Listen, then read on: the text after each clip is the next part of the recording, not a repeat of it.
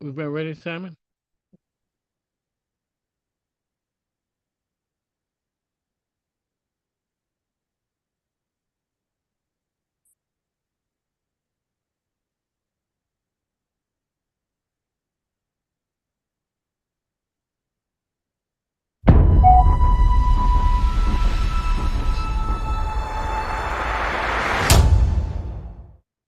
Good afternoon and welcome to today's edition of Black Health Trust.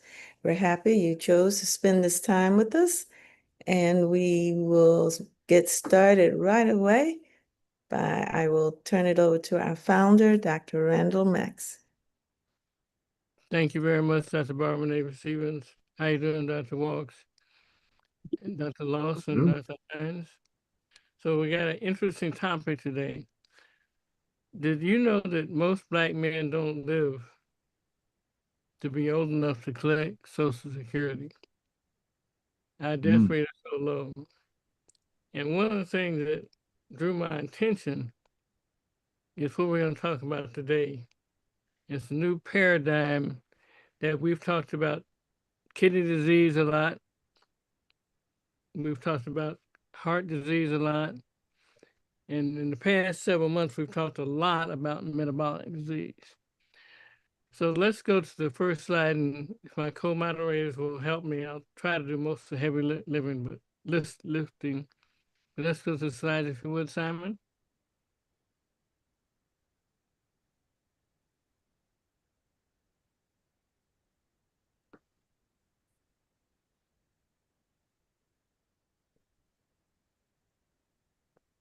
Okay, so kidney disease, we call it CKD, chronic kidney disease, hypertension, heart disease, and metabolic dysfunction. So what's the current understanding in the diagnosis and what you need to ask your physician for? Next slide. It's a CKM syndrome. It's a new paradigm, been published in the Journal of the American Medical Association, Journal of American College of Cardiology, and guidelines have been published by the American Heart Association. So if you take heart plus kidney plus metabolic disease, it's called CKM. And it's a connected syndrome. It's one thing, no longer is it one. So let's go to the next, and we want to say that biology of the cardiology is what drives this. So risks begin before organ failure. So if you have adiposity, if you have insulin resistance, if you have high blood pressure, or dyslipidemia, and even albuminuria, which is protein in the urine, that's something you need to be concerned about. And these processes can lead to chronic kidney disease, albumin in the urine, which can amplify arteriosclerotic cardiovascular disease, heart failure, atrial fibrillation, and also sudden death, especially during procedures. And that's something that we're concerned about. Next slide. So, Dr. David you want to take this? Okay, so therapies must cross silos.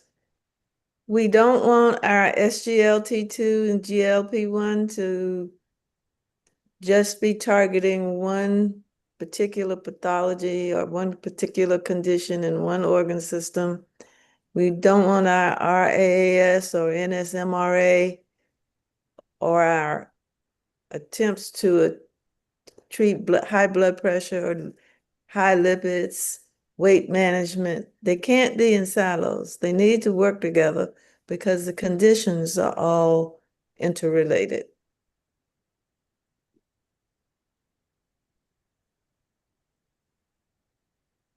Intensive blood pressure control and lipid management and weight management are important in this. So often people want to wait till they see something develop, but we need to move on them as soon as you can. Next slide. Okay. Uh, Dr. Walks? Why it matters now. CKD, chronic kidney disease, hypertension, heart failure, and metabolic disease are converging clinical burdens. Approximately 1 in 7 US adults are estimated to have CKD. More than 50% CKD patients die of cardiovascular disease before kidney failure in many cohorts. Approximately 120 million US adults have hypertension.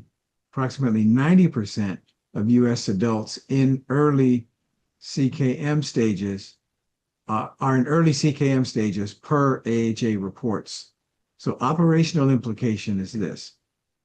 Every hypertensive, diabetic, obese, ASC, VD, HF, PAD, or AF patient should trigger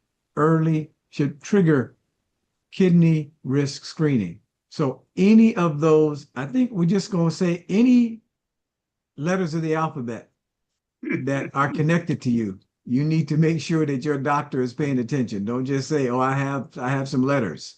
All these letters of the alphabet appear to be related now in this syndrome, Dr. Maxey. Yeah, for me, this is probably the most dramatic slide in the whole deck. It basically says that if you're black and if you're alive, you need to be screened because there's just so much. That number, 90%, really surprised me when I looked it up. And all of those things are interrelated. For example, on TV, I see them selling these little watches that do an automatic EKG and measure atrial fibrillation. But even I didn't know how frequently atrial fibrillation could be related to all those conditions. It's something. Next slide is Dr. Lawson. Last time I Yep. checked, he is. Okay. CKD definition: chronic abnormalities of kidney structure or function. Duration greater than or equal to 3 months is central. Confirm when acute or transient causes are possible. Markers of kidney damage of bilirubin, proteinuria, urine sediment abnormalities, electrolyte tubular disorders, imaging abnormalities, pathology. Reduced kidney function, GFR less than 60, MLL less greater than equal to or greater than 3 months, regardless of albuminuria. Use clinical context. AKI, heart failure, congestion, pregnancy, drugs, biome depletion, and lab variability can confine isolated creatinine and GFR. Classify every patient by cause. GFR category, albuminuria category, CGA. One thing I noticed back in the day before they had these Keurig coffee makers, we used to have something called Mr. Coffee. You put a paper filter in it, and if the filter was bad or leaked, you get coffee grounds in your coffee cup. Well, that's almost like this albuminuria thing. If your kidney, which is the paper filter, the glomerulus, is leaking, and you get coffee grounds in your coffee cup, in this case, proteinuria or albuminuria, that is the same analogy that something is happening wrong in that filter. And that means it's not only happening in the kidney itself, but it's also happening in your brain, in your heart, and your other organs. It's a sign of vascular insufficiency or vascular permeability where it should not be. That's of concern. Let's go to the next slide.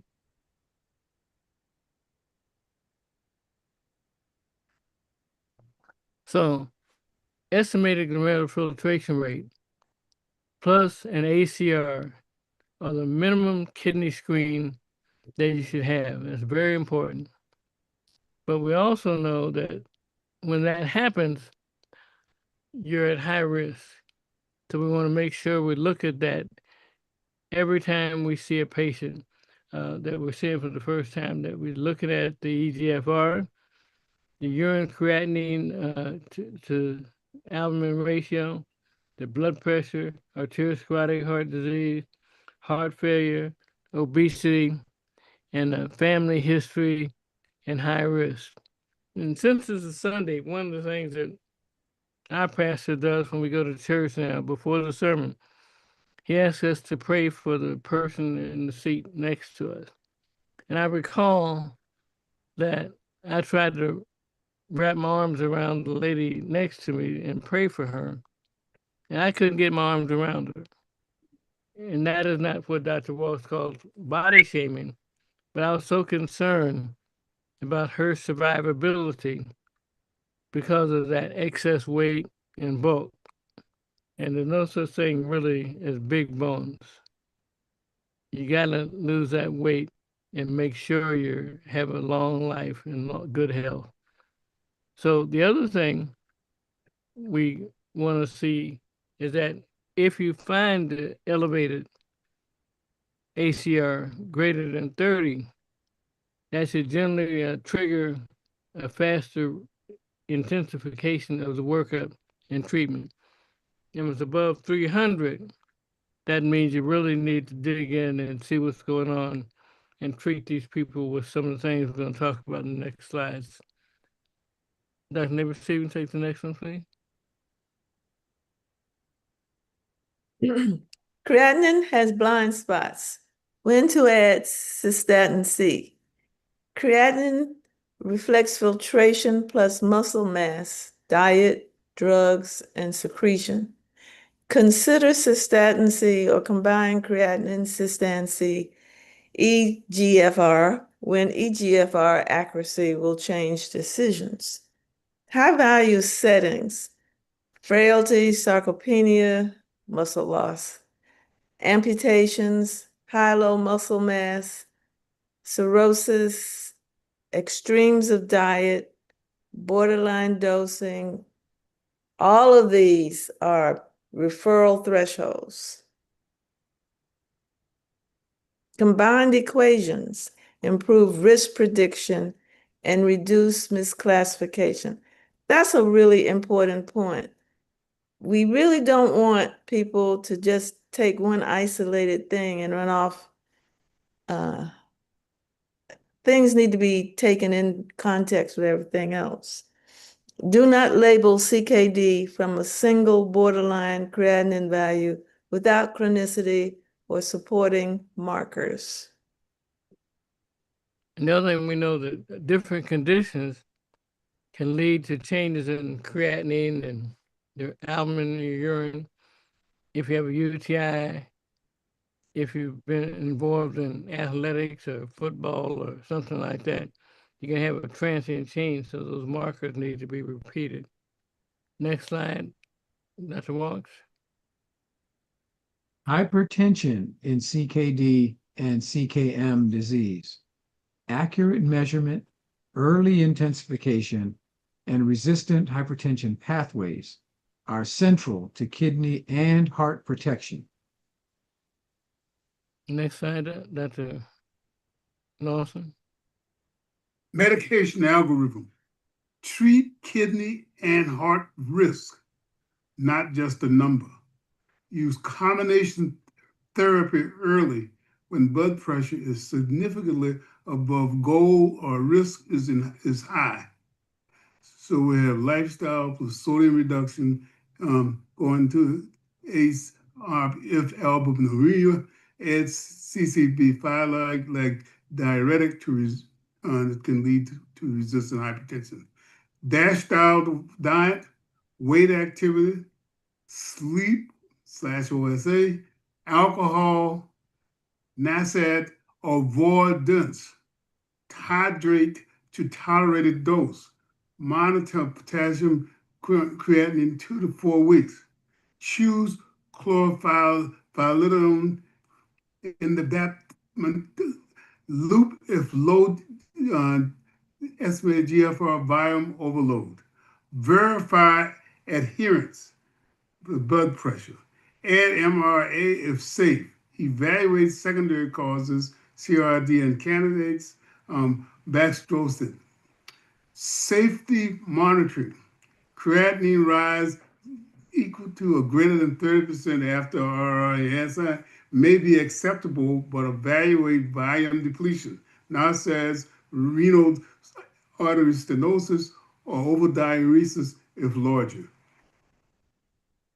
Okay, and a significant point of what Dr. Lawson said, that if you're not getting results from your hydrochlorothiazide, move up to either loop diuretic or chlorthalidone, and that may need to take that fluid off or something like that. And we also know about the other things that happen. Dr. Neighbor Stevens? Excuse me, resistant hypertension. You want to confirm, you want to identify the phenotype, and then you want to escalate. Avoid labeling resistance before adherence, measurement, and secondary causes are addressed. Dr. Maxey, what would you estimate your adherence rate is in your patient population? According to whether they're black and I would say the adherence rate is maybe 80%. Really? I would not have guessed it to be that high. Me either. But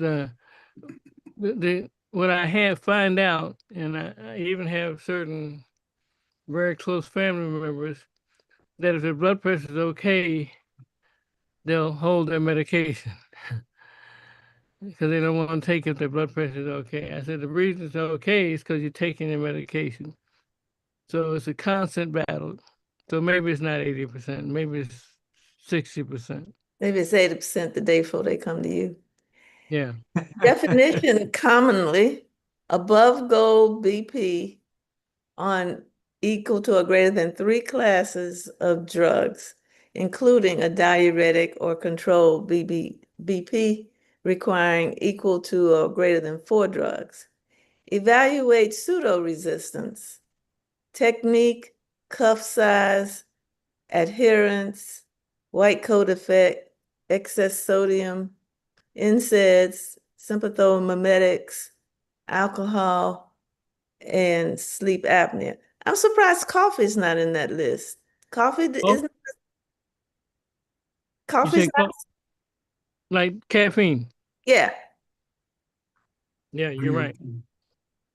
I remember that. Secondary causes, primary aldosteronism, renal vascular disease, CKD progression, pheochromocytoma, Cushing's, thyroid and or parathyroid disease. Renal denervation is now FDA and baxdrostat approved as an adjuvant for selected patients. Use shared decision-making and specialty referral. So that's also a very important slide, that you want to make sure they're taking their blood pressure right. Take them and just tell people how they should take their blood pressure. Dr. Maxey, Yes. just want to note in certain settings, the blood pressure result is a number. People record it. It's an and I'm not talking about the patient. I'm talking about who took the blood pressure. And again, we're encouraging people to take blood pressures in health fairs, in mental health clinics, these drugstore mini clinics, and others, or in dental offices. But what I've seen is that really high blood pressures is simply ignored. It may say, we'll do it again and see if it's a real one, perhaps. Yeah. So the reality in the real world, we're talking about adherence rates that high. In the real world, the results are much, much worse unless the person may happen to be getting treatment from a place that has an academic medical center or have some sort of dedicated medical treatment plan. In many communities, especially in many low-income communities, rural communities. This is science fiction. The other thing that I want to enhance on this is that we need to make sure the patient is taking the blood pressure with their feet on the ground, not with their legs crossed. The blood pressure cuff should be at the level of the heart and needs to be the right size. A big, heavy person can't have a small cuff; it'll read too high. And also, the best blood pressures are taken at home, not around the doctor's office where it's probably going to be high. So, home monitoring is something we ought to encourage more for that. Let's go to the next slide.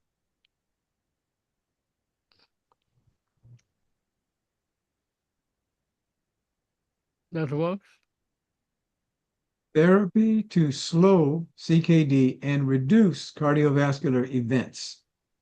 The treatment stack is now multi-organ, hemodynamic, metabolic, inflammatory, fibrotic, and disease specific. Next slide.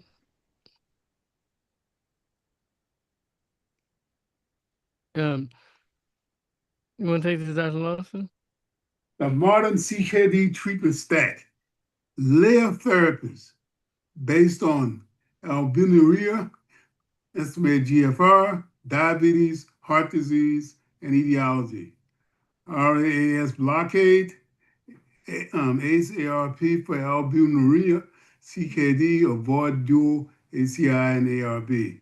MRAs, finerenone for TD2 CDD with albuminuria when potassium allows.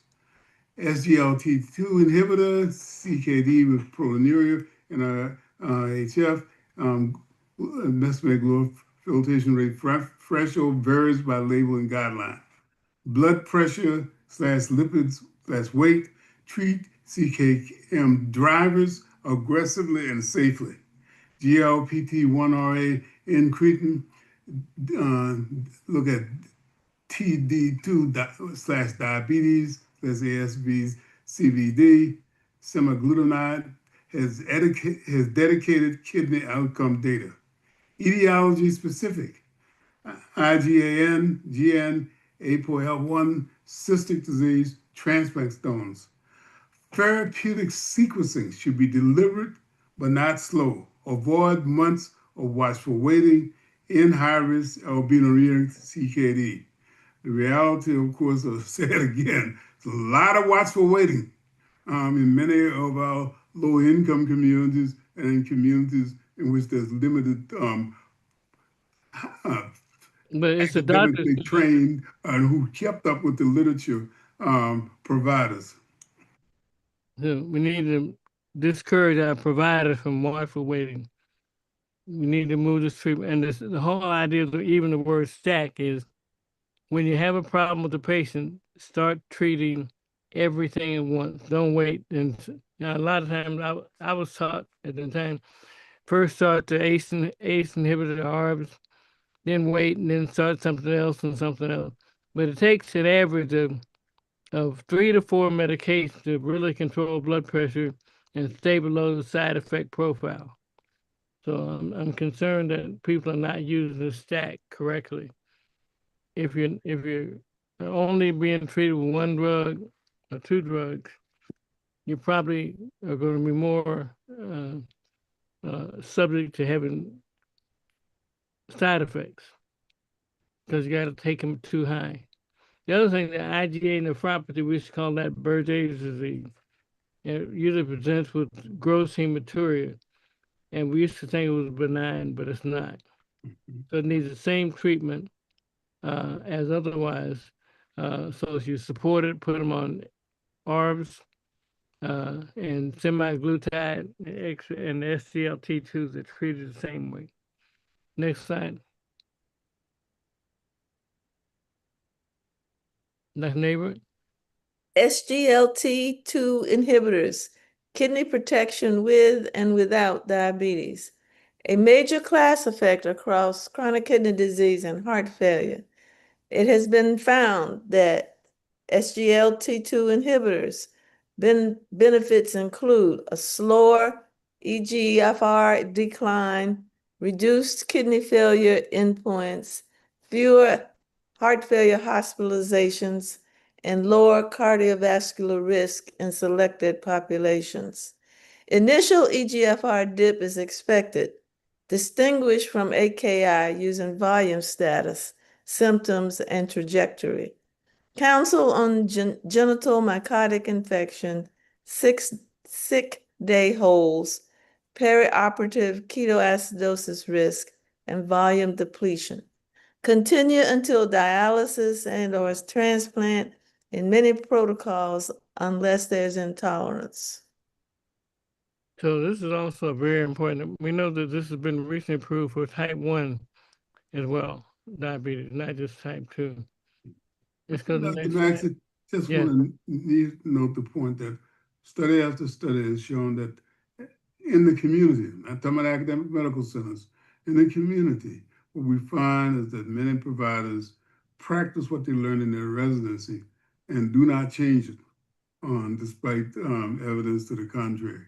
So I think this is very important information, especially why programs like this are extremely important for many of our communities because, again, this information simply is not getting out there, especially for some of the physicians that's been trained 20, 30 years ago. Thank you. Next slide. Dr. Walks? Disease-specific therapy is accelerating. IgA nephropathy as the prototype. Proteinuria reduction is now a drug development endpoint, but EGFR durability still matters. Initial management remains optimized supportive care. BP control, RAAS blockade, sodium restriction, SGLT2I when appropriate, and risk assessment. Targeted release, Vedesonid and Sparsentan receive full FDA approvals for appropriate IgA nephropathy populations. Iptacopan, a complement factor B inhibitor, received accelerated approval to reduce proteinuria in high-risk primary IgAN. Monitor labels carefully hepatotoxicity, embryo fetal toxicity. So let me add to what Dr. Lawson just said, Dr. Maxey. If you're only using what you learned in medical school 20, 30 years ago, not only can you not pronounce these words, you're not sure when to use these things and what they do. So it is really important, as Dr. Lawson said, that we do this kind of updating on Black Health Trust because nobody requires you to do this level of follow-up. You just get your license and you go out there. I might add that some states require continuing medical education, but not all states. And I have several colleagues who've lost their licenses because they did not have the required CME. Yeah. It is, again, especially in our rural communities, in our isolated communities, in our inner city communities, folks feel that they're so busy, have 5, 10 minutes to see a patient, they just can't keep up. And that's why getting the information any way possible is extremely important. Okay, let's go to the next slide. You take this one, Dr. Lawson? APOL1 mediated kidney disease, precision nephrology is arriving. Genotype, environment, podocyte injury intersect in high-risk African ancestry populations. APOL1 high-risk genotypes explain part of the excess burden of FSGS, hypertension attributed CKD, and kidney failure among people with recent African ancestry. Testing can inform diagnosis, family counseling, donor evaluation, and clinical trial eligibility. Avoid deterministic counseling. Inaxaparin VX, that's 147, and other APOL1 targeted approaches are under study. Current clinical use remains trial/label dependent. Equity. Precision therapy must be paired with early screening, access to nephrology, blood pressure control, transplant, evaluation, and SDOG intervention. And I had to put it into the point that many of these innovations don't, while they're FDA approved, may not necessarily have appropriate compensation or payment for these services. And so we know what needs to be done, but you may have to go out and you will be very aggressive or get some sort of easy prior approval method. Good news is that we've got new treatments. The bad news is that you still have to support, convince the offenders and to have a ready system for getting some of these new treatments out there. What I'd like you and Dr. Walsh to comment on this slide is where it says do not do deterministic counseling. So this accounts for about 12% of the population of African Americans, Caribbeans, etc. That's one of the reasons there's so much dialysis. And there's nothing, we have these two drugs right now. They can reduce renal failure or proteinuria by about 47%. But there's not really any approved treatment yet totally. So how do you approach a person or a family and tell them that we can't do anything for you? How do you do that in an appropriate but gentle way from a psychological standpoint?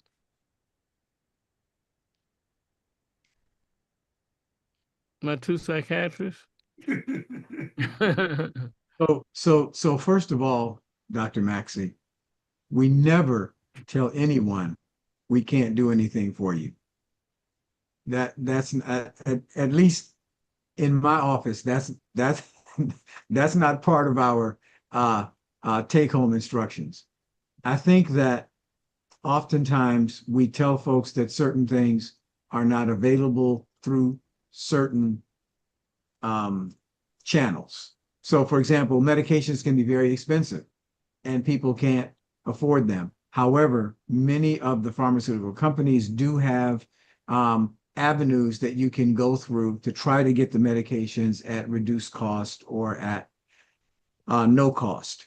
We can certainly work with folks sometimes to try to get medications approved after the initial. I was watching something on television where they were saying that 90% of all requests were being denied by a particular insurance company, but then if you appeal, then they would approve it.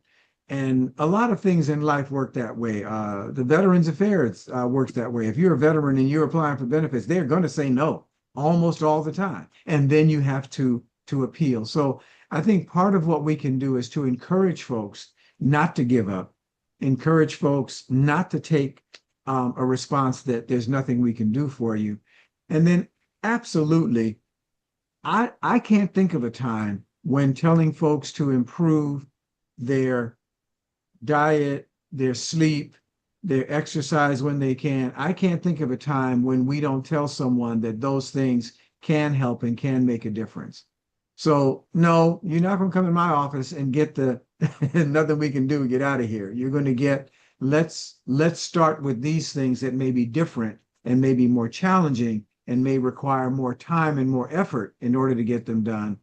And then just this is maybe this is just me, Dr. Maxey, but I'm not afraid to tell people that I believe that your faith walk can make a difference. And I do believe that prayer changes things. And so for a lot of folks, praying and praying with others, including that woman that you mentioned earlier in church, Dr. Maxey, and maybe you get your arm just on the shoulder, but praying with people and praying for people, when you know that someone cares about you and someone is praying for you, that can make a huge difference.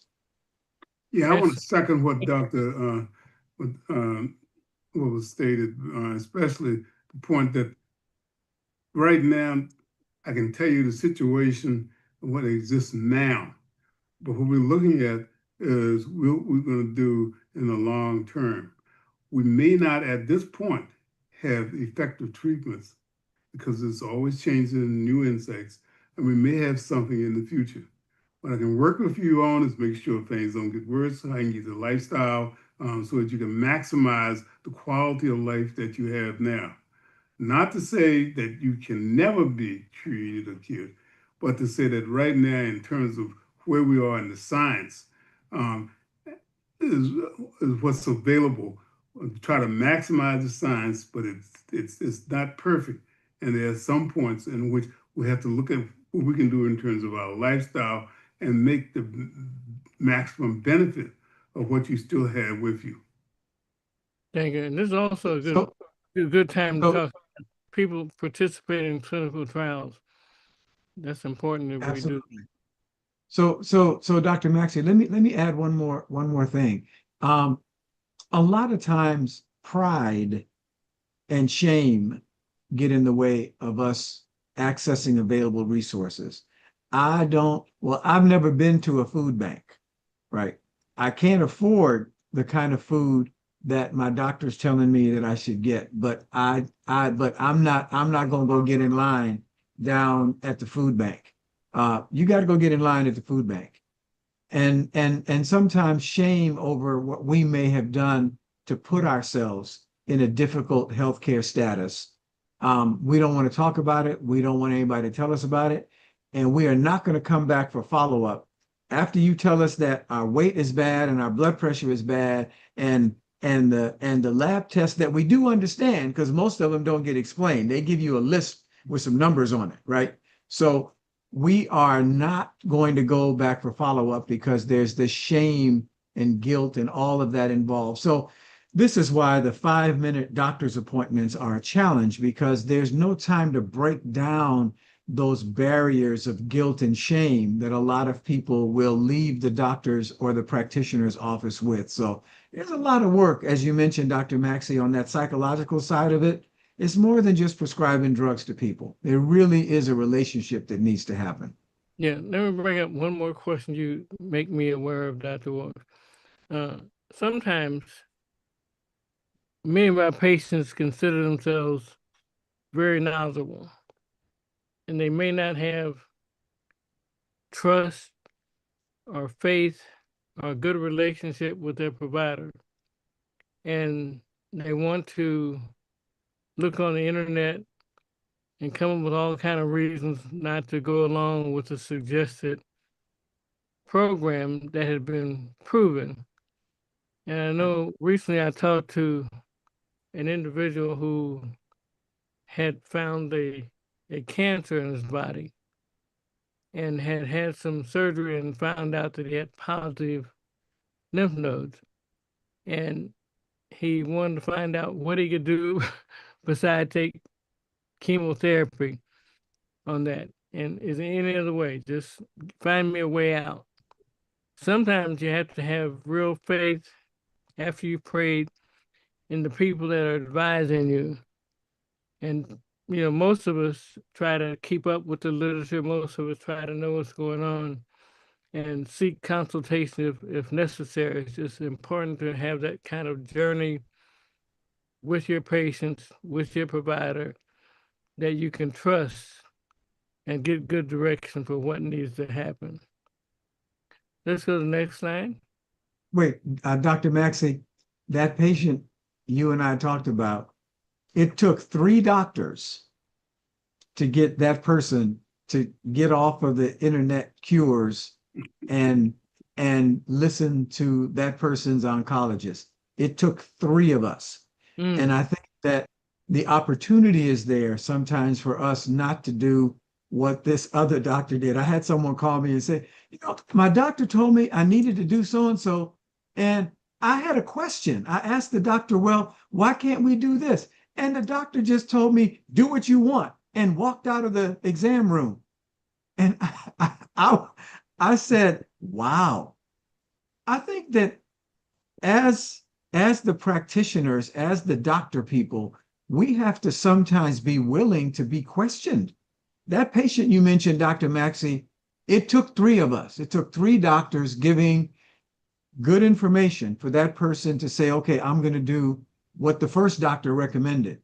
But we tell people to get a second opinion. We can't just be short with people and say, do what you want. We have got to be willing to answer a question, be respectful, and understand that everybody didn't spend years in practitioner school or medical school, and they may be smart in another area. They need us to be patient and explain to them what they need to know so they can protect themselves. Excellent point. Dr. Neighbor even take this one?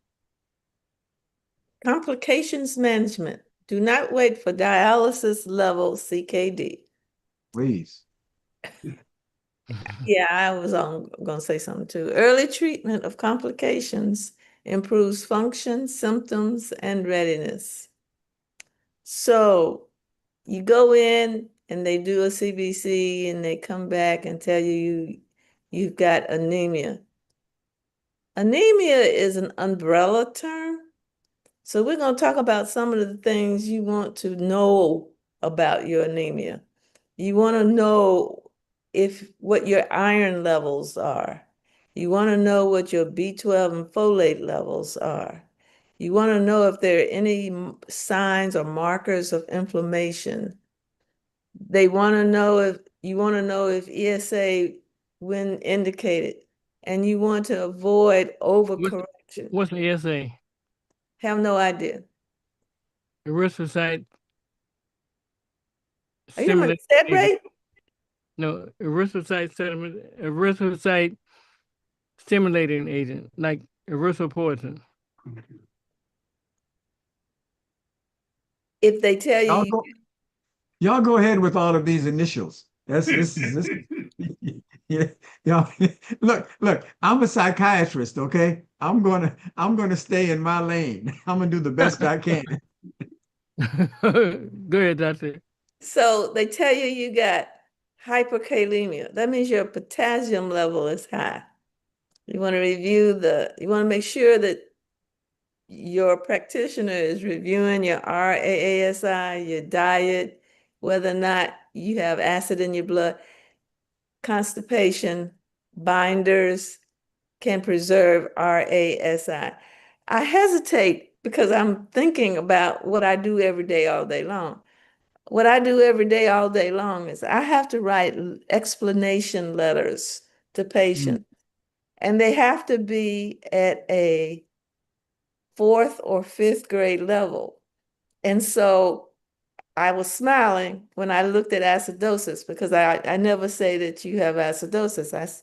I say you have a high acid level in your blood.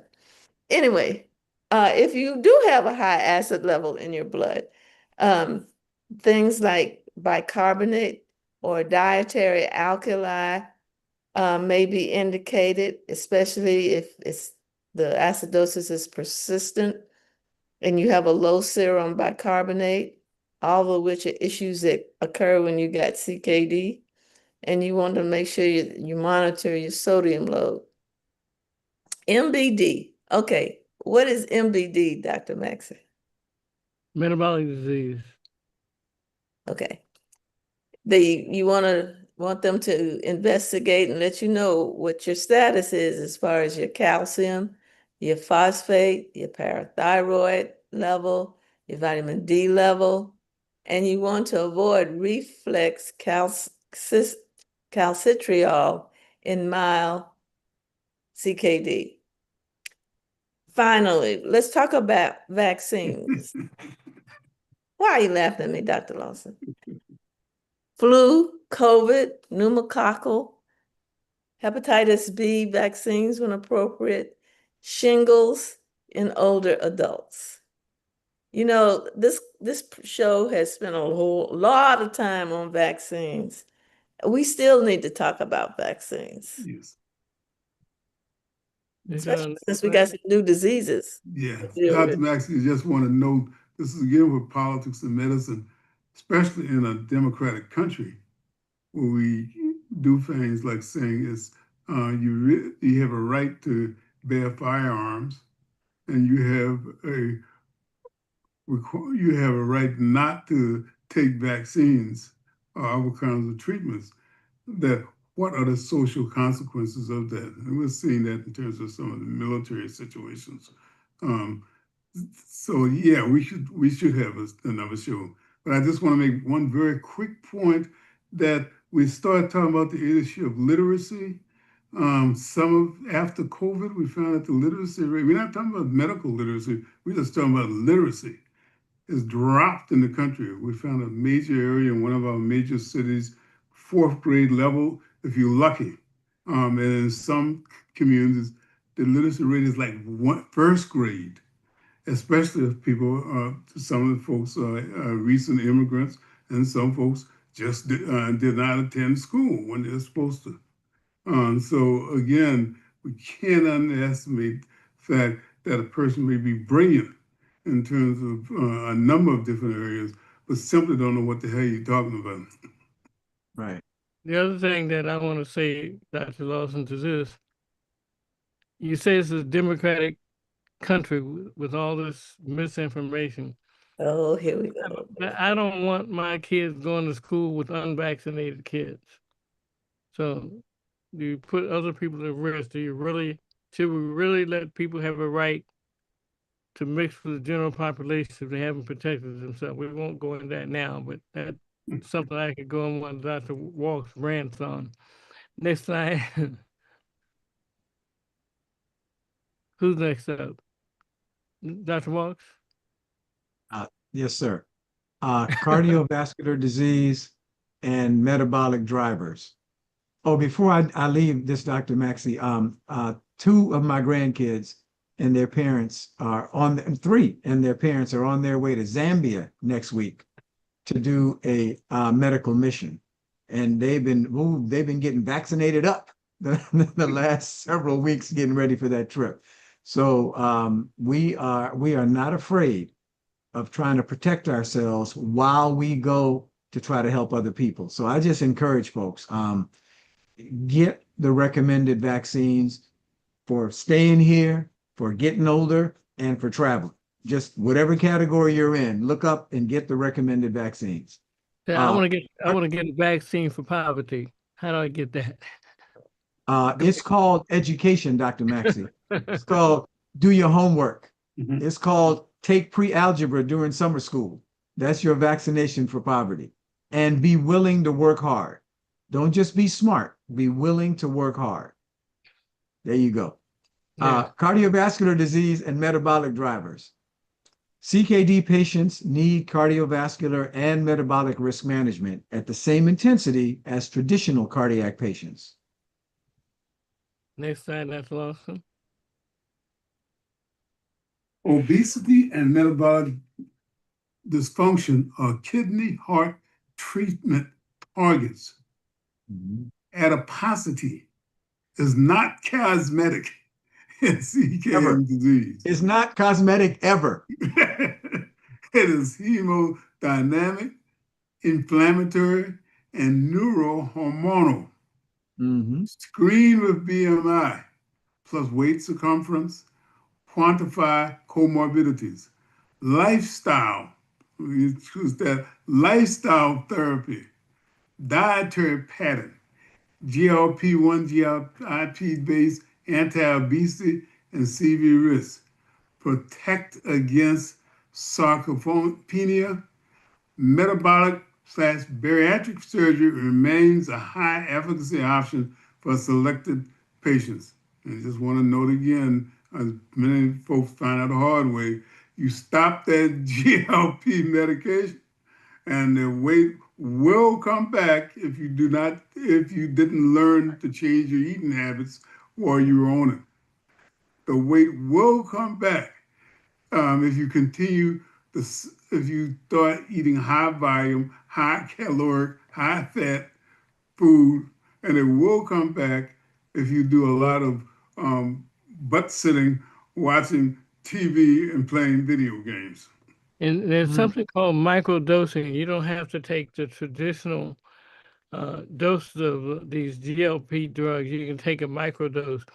You can take a half to a quarter if you're concerned, and it'll accomplish much of the same thing. Next slide. And Dr. Maximus will also know these agents don't work as well for the elderly. It can work, doesn't work, and also it's the medication sometimes has difficulty, especially if the person is hitting the 350 and 400-pound mark, as I discovered a bunch of my patients had, and who had learned all kinds of fashionable ways to hide that extra weight. It's not perfect, and it won't work if you don't take it and you don't add good old diet and exercise. That's Neighbor Stevens. Equity and population health. High-risk communities need earlier screening.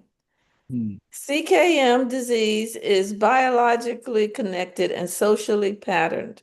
Hypertension, diabetes, obesity, and CKD disproportionately affect Black communities and other underserved populations through structural drivers and access gaps.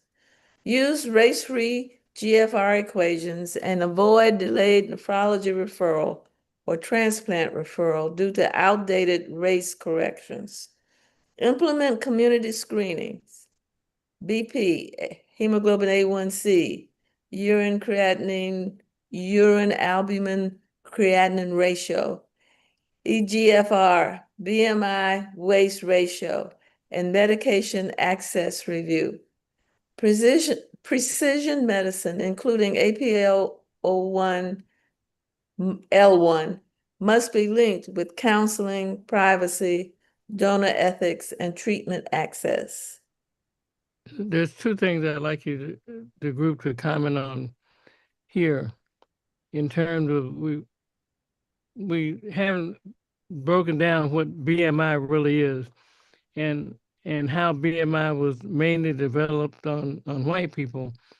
And according to the NFL, if you took the National Football League, if you took those players, everybody there would be obese, but they're really not. It's really muscle. So more recently, we've started to add things like hip to waist ratio and those types of things. Want to discuss that just a moment, panel? How we really look at things like that to know if you're obese and what those So, categories are. so I can say, Dr. Maxey, several years ago when I was in the military, we had I was a medic, and we had to run people through something called, and this is what they called it. They called it the Fat Boy program, right? But instead of only looking at waist, and we would do bicep measurements, because there were some people who spent a lot of time in the gym. They weighed a lot more than whatever that weight corridor was.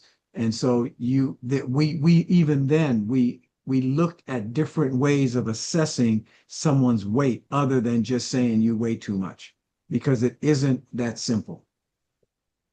And I just want to add to that, the BMI data is based on data, and they don't, it's not looked at what's contributes to the BMI or whatever.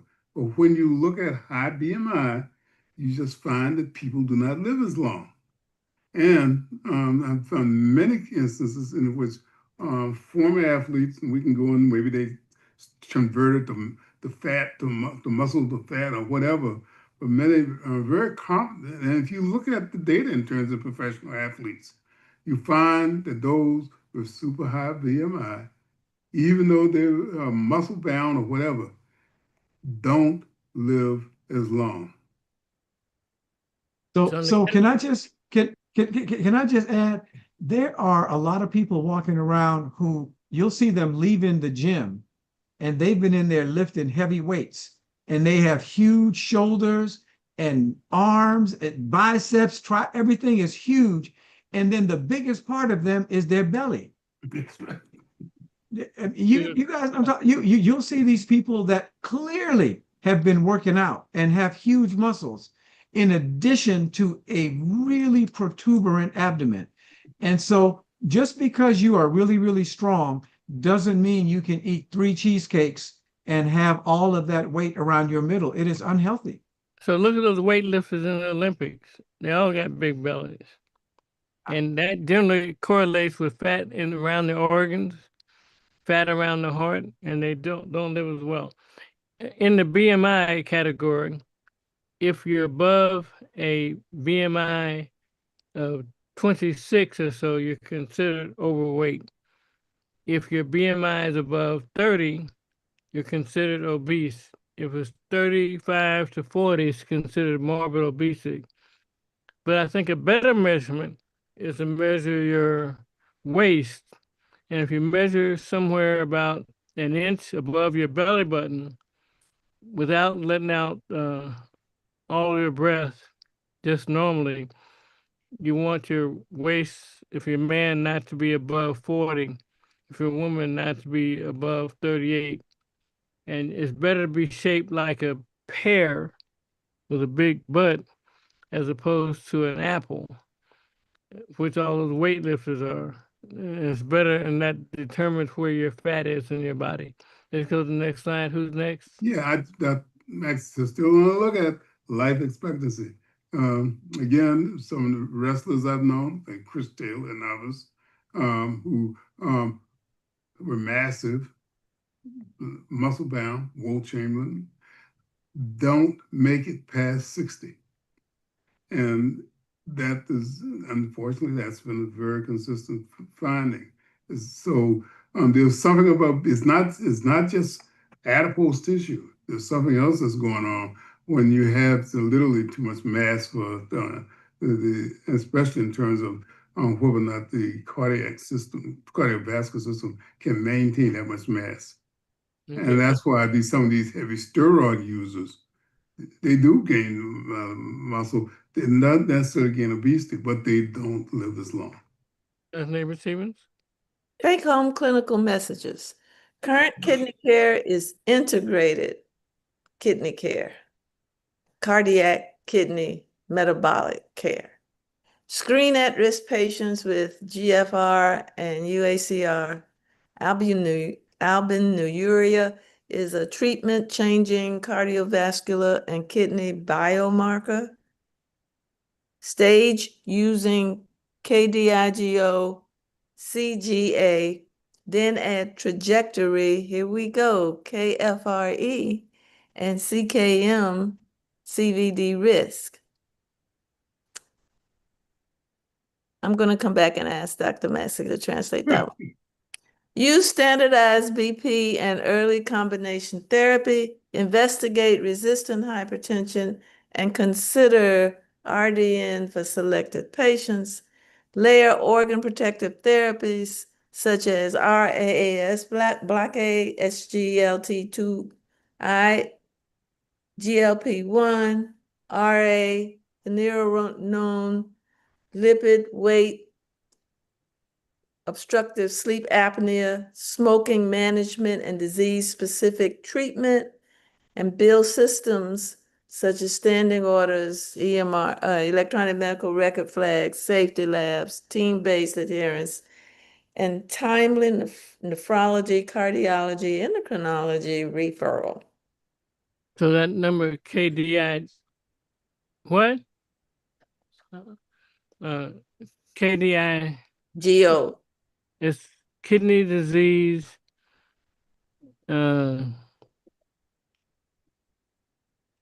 improving global outcomes. And the CGA is cause glomerular albuminuria. And the KIFR are the formulas that the American Heart Association put out for you can determine 10-year and 30-year risk in patients. And for many of our physicians, we ask them to put those on their phone and use ChatGPT or something like that, and they can calculate your patient's risk factors and going on. But I thank my panel for helping with this presentation. I know it's a little bit technical, but I think it's very important because this is 90% of the people we see, according to the American Heart Association, fall in the category of this is why we have so much accelerated death and early death and disability in our communities. So let's get our final comments going around the horn. As we used to say in baseball, Dr. Lawson, start first. Yeah, I'll make this point I've always made before, and that when we talk about these matters, yes, mental health does matter. And people who are mentally healthy live longer. And they live longer partially because they do what's necessary to be done to maintain good physical health. The other point is that we've talked about these complicated formulas and so forth. The same message is being said over and over again. Diet, exercise, and eat in a way that's consistent with good health. That's not only good prevention, it prevents disease overall. And I think the important thing is now our advanced research is showing that the more we look at this, the more we find why this formula has worked multi-generationally and across time. Thank you, Dr. Watts. Thank you, Dr. Maxey. Today, as we're doing this program, this is Father's Day. And I just wanted to say that one of the most important things that we can do as fathers, grandfathers, and parents in general is to lead by example. There are people that struggle with obesity and struggle with all of the things that we talk about. And then there's all the rest of us who are able to do the things that Dr. Lawson just talked about. We are able to manage our bodies in a way that is an example for people that look at us. Our bodies are different from most of the other things that we see in the world. Our cars can't heal themselves. Our bodies can heal themselves. If we give our bodies a chance, if we stop some of the bad stuff that we're doing, our bodies want to be healthy. They want to return to a state of optimum health. And I think we have to be willing to do all the things that we talk about on Black Health Trust and do our part. Our part is to try to eat. I went out after church today and we had brunch. I did have some cheesecake, but the amount of cheesecake I ate was an embarrassment to my wife. She said, I can't cut it that small. I said, yes, you can. Let's try to cut it that small. I just want a little tiny bit. And it's really embarrassing to see how little bit of cheesecake. I loved it though. It tasted so good. I enjoyed it, but it was a little tiny piece. That's all I needed to get the taste of cheesecake was a Did little you have tiny. a second helping? I did not have a second helping. Look, I think it is so important for us to do what we can. We are so busy so many times with all the things that other people are doing, all the things other people won't let us do, and how bad they treat us, and all of that matters and is all very important. And we have to be willing to understand that our feelings matter. At the same time, all that's true. Come on, we got to do our best. Thank you. Dr. Neighbor Stevens? Well, I'm going to close reminding everyone we're now officially in summer. We are experiencing in Tampa temperatures of 92 to 94, feel like temperatures of 105, and high humidity. And lots of places in this country are experiencing similar kinds of temperatures. Now is the time to be mindful of the heat. And people who are on all these medicines we've been talking about today and who have all these conditions that we've been talking about today are extremely vulnerable to heat. Medications enhance the impact of heat as well. So please drink water, and drink water. If you don't Amen. have to be out in the heat, be inside until it cools down. And the older you are and the younger you are, the less tolerant you are of heat. And your body cannot make the appropriate adjustments. So take this hot weather seriously. Amen. Thank you. Dr. Max, I also make one quick point. this this is June. We celebrate Juneteenth. It's important for a very important reason, and that is, at least for many of us, for the first time, we can go and see a doctor. That was not always the case. Medical care was not available for many who were slaves. Amen. No, thank you so much. As my final comment, I'm going to say Happy Father's Day to all of our participants and watchers who are fathers, and all the women who made us fathers. Amen. Have a great day, everybody. Enjoy the day. Have a Good great day, day. everyone. Bye. Bye-bye.